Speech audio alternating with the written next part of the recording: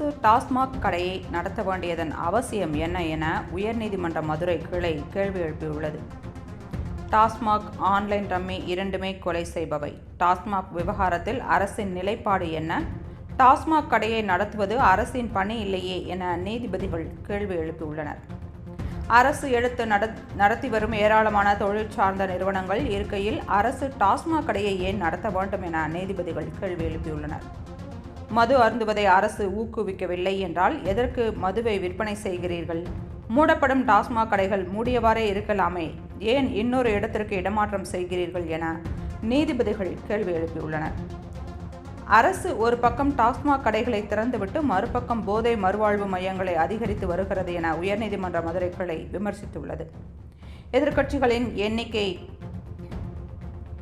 மதுக்கடைகளின் எண்ணிக்கை இனிமேல் அதிகரிக்கப்படாது, கடைகள் படிப்படியாக மூடப்படும் என அரசு தரப்பு தெரிவித்துள்ளது. டாஸ்மாக் தொடர்பாக அரசு தரப்பில் எழுத்துப்பூர்வமாக பதில் மனு தாக்கல் செய்ய உயர்நீதிமன்ற மதுரை கிளை உத்தரவு பிறப்பித்துள்ளது.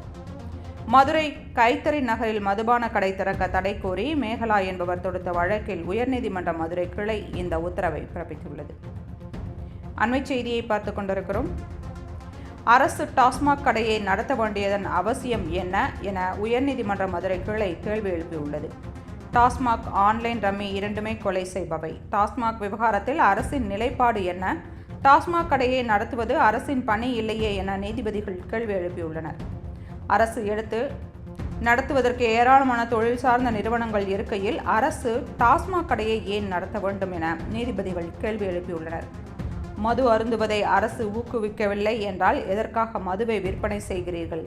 மூடப்படும் டாஸ்மாக் கடைகள் மூடியவாறே இருக்கலாமே, ஏன் இன்னொரு இடத்திற்கு இடமாற்றம் செய்கிறீர்கள் என நீதிபதிகள் கேள்வி எழுப்பியுள்ளனர். அரசு ஒரு பக்கம் டாஸ்மாக் கடைகளை திறந்துவிட்டு மறுபக்கம் போதை மறுவாழ்வு மையங்களை அதிகரித்து வருகிறது என உயர்நீதிமன்ற மதுரை கிளை விமர்சித்துள்ளது. மதுக்கடைகளின் எண்ணிக்கை இனிமேல் அதிகரிக்கப்படாது, கடைகள் படிப்படியாக மூடப்படும் என அரசு தெரிவித்துள்ளது. டாஸ்மாக் தொடர்பாக அரசு தரப்பு எழுத்துப்பூர்வமாக பதில் மனு தாக்கல் செய்ய உயர்நீதிமன்ற மதுரை கிளை உத்தரவு பிறப்பித்துள்ளது.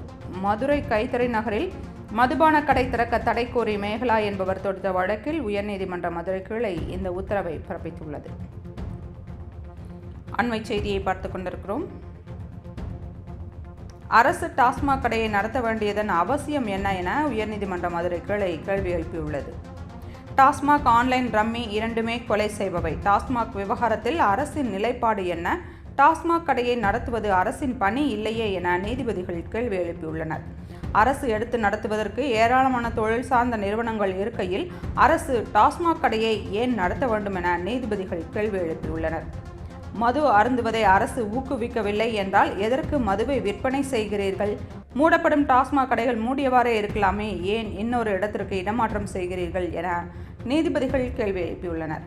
அரசு ஒரு பக்கம் டாஸ்மாக் கடைகளை திறந்துவிட்டு மறுபக்கம் போதை மறுவாழ்வு மையங்களை அதிகரித்து வருகிறது என உயர்நீதிமன்ற மதுரை கிளை விமர்சித்துள்ளது. மதுக்கடைகளின் எண்ணிக்கை இனிமேல் அதிகரிக்கப்படாது, கடைகள் படிப்படியாக மூடப்படும் என அரசு தரப்பு தெரிவித்துள்ளது. டாஸ்மாக் தொடர்பாக அரசு தரப்பில் எழுத்துப்பூர்வமாக பதில் மனு தாக்கல் செய்ய உயர்நீதிமன்ற மதுரை கிளை உத்தரவு பிறப்பித்துள்ளது. மதுரை கைத்தறி நகரில் மதுபான கடை திறக்க தடை கோரி மேகலா என்பவர் தொடுத்த வழக்கில் உயர்நீதிமன்ற மதுரை கிளை இந்த உத்தரவை பிறப்பித்துள்ளது.